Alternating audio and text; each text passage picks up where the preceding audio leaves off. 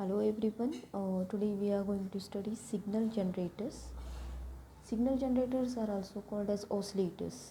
The function of an oscillator is to generate alternating current or voltage waveforms. Or we can say that an oscillator is a circuit that generates a repetitive waveform of fixed amplitude and frequency without any external input signal. So here without any external input signal matters the most. Till today we have seen various kinds of applications of op-amp, which includes Schmitt trigger also. If we look at the Schmitt trigger converts sinusoidal signal into a square wave. So it is a converter, it is not a generator. So there is a huge difference between a converter and a generator. So signal generators are basically oscillators which generate any type of alternating current or voltage waveform without any external input signal applied to it.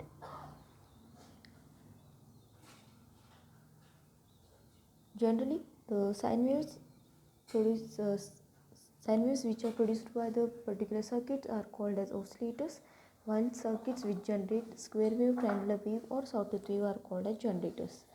Oscillators are used in various applications like radio, TV, computers and communication. Now let us have a look at the oscillator principle. Now as we can see that the block diagram of an oscillator consists of an amplifier along with the feedback circuit, but the most important thing here is that input voltage is equals to 0, that is there is absence of input voltage. So now if the signal which is feedback of proper magnitude and phase, the circuit produces alternating current or voltages. So if we see this block diagram, the input voltage which is applied to amplifier is sum of feedback voltage and input voltage, and output voltage of this amplifier is gain times the input voltage applied to this amplifier. So V0 is simply the closed loop gain of amplifier AV times VD, that is the input signal applied, and the feedback voltage, that is the output of feedback circuit, is given as beta into V0. Using these relationships, we can say that V0 by Vn is equals to AV divided by 1 minus AV into beta. Now in these oscillators, as we already know that there is no input signal applied to it, that is Vn is equals to 0, but V0 is not is equals to 0, meaning that the product AV into beta is equals to 1. If we express it in polar form, then it becomes AV into beta is equals to 1 angle 0 degree or 360 degrees. So this particular equation gives us the two important requirements for the oscillation. So the first one is the magnitude of the loop gain AV into beta must be equals to 1, and the total phase shift of the loop gain AV into beta must be equals to 0 degrees or 360 degrees. Means what? If the amplifier is capable to produce a phase shift of 180 degrees, then an additional phase shift of 180 degrees should be provided by the feedback circuit, so that the total phase shift around the loop will be equals to 360 degrees. So these two particular requirements are also called as Barkhaussen's criteria. The type of waveform generated by an oscillator and also the frequency of the signal generated depends upon the various components used in the circuit, and hence the different types of waveforms that could have been generated are sinusoidal, square wave or triangular wave. So these oscillators are broadly classified according to the various criteria. First upon, depending upon the types of component used, there can be RC oscillators, LC oscillators or crystal oscillators. Then depending upon the frequency of oscillations, there is audio frequency oscillator and radio frequency oscillator. And lastly, the type of waveform generated by an oscillator is either sinusoidal, square wave, triangular wave or sawtooth wave generator.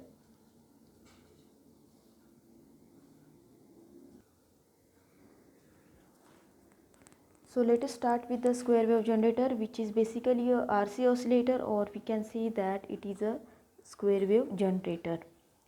As you can see in the circuit diagram, there is no input signal applied to this particular circuit, and still it is capable to generate a square wave at the output side.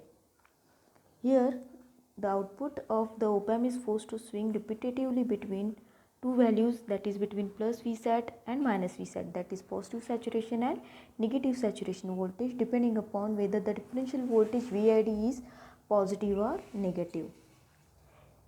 Initially, the voltage across capacitors is equals to 0 volts, and at that instant the supply voltages plus VCC and minus VE are applied. Now, since both the input terminals of op-amp are grounded, the voltage V1 at non-inverting input terminal is a very small value, that is a function of output offset voltage VOOT and the values of R1 and R2.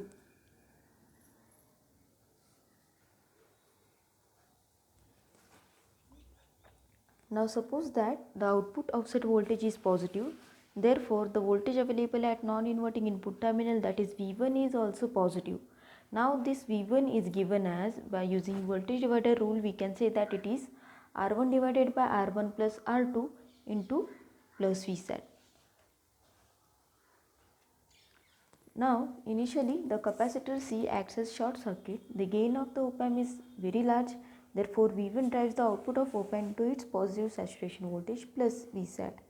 With the output voltage of the op-amp at plus Vsat, the capacitor C starts charging towards plus Vsat through resistor R. As soon as the voltage V2 across the capacitor C is slightly more positive than V1, the output of the op-amp is forced to switch to negative saturation minus Vsat. With the output voltage V0 is equals to minus Vsat, the voltage V1 across R1 is also negative, since V1 is equals to R1 divided by R1 plus R2 into minus Vsat. Therefore, the differential input voltage is negative, which holds the output of the op-amp in negative saturation.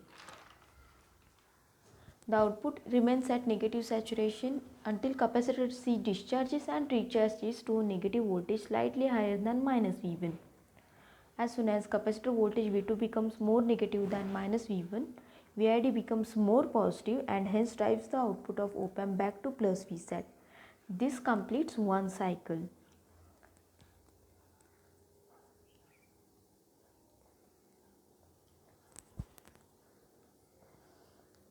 So, the time period of the output signal is given as T is equals to 2 RCLN 2 R1 plus R2 divided by R2. Or if not, that is the frequency of oscillation is 1 upon 2 RCLN into 2 R1 plus R2 divided by R2. Here the output frequency is not only a function of RC time constant but also depends upon values of R1 and R2. For the sake of simplicity, if we consider R2 is equals to 1.16 times of R1, then this frequency of oscillation becomes 1 by 2 RC. So we can say that smaller the RC time constant, higher will be the frequency of oscillation and vice versa. So this type of square wave generator is also called as a free running or a stable multivibrator. So how to design this square wave generator? For a given frequency, if we consider R2 is equals to 1.16 times R1, we need to assume value of R1 and then find out value of R2.